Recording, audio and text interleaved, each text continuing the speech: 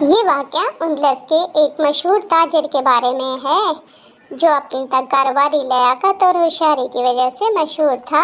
ایک بار اس میں اور 4 تاجروں میں مقابلہ ٹھن گیا۔ انہوں نے حسد کے مارے کٹ جوڑ کیا کہ اسے زج کریں گے۔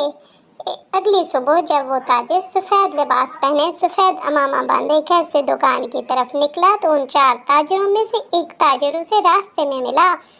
اس نے پہلے تو اسے بڑی گرم جوشی سے سلام کیا، پھر عمامے کی طرف دیکھ کر کہنے لگا، کیسا خوشنما ہے یہ پیلا عمامہ۔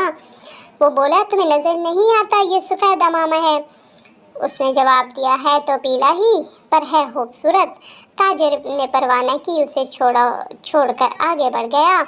چند قدم ہی چلا تھا کہ دوسرا تاجر ملا۔ اس نے سلام کرتے ہوئے عمامے کی طرف دیکھتے ہوئے کہا، بڑے خوبصورت نظر آ رہے ہیں، کیسا ہی پیارا ہے یہ سبز عمامہ۔ تاجر بولا، بھئی یہ سفید عمامہ ہے، اور یہ کہہ کر آگے بڑھ گیا۔ لیکن اس بار وہ اطمینان کے لیے بار بار اپنے عمامے کی طرف دیکھ رہا تھا۔ ابھی مزید آگے بڑھ ہی رہا تھا کہ اسے اگلا تاجر ملا۔ اس نے کہا، بھئی کیا ہی خوبصورت ہے تمہارا یہ لال عمامہ۔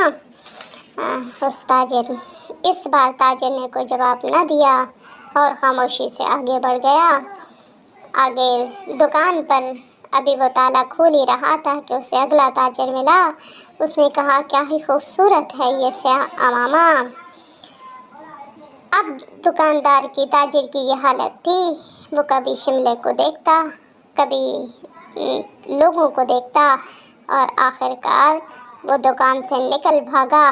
وہ کہہ رہا تھا، یہ سبز عمامہ ہے، کبھی کہتا نہیں سفید ہے، کبھی کہتا نہیں سیاہ ہے، پھر ہنستا چیختا یہاں تک کہ دوڑ لگانے لگتا۔ ابن حزم کا کہنا ہے کہ اس کے بعد وہ تاجر پاگل ہو گیا اور لوگوں نے اسے دیکھا کہ وہ اندلس کی سڑکوں پر مارا پھرتا اور سفید، نیلے اور پیلے کی رٹ لگائے رکھتا۔ یہ کہانی یہ سبق دیتی ہے کہ اللہ رب العزت نے ہر انسان کو مختلف صلاحیتوں سے نوازا ہے۔ اگر انسان کسی حقیقت کو تبدیل کرنے کے لیے اپنی صلاحیتیں لگا دے تو دوسروں کو اس صلاحیت کی وجہ سے دوسرے پریشان بھی ہو جاتے ہیں۔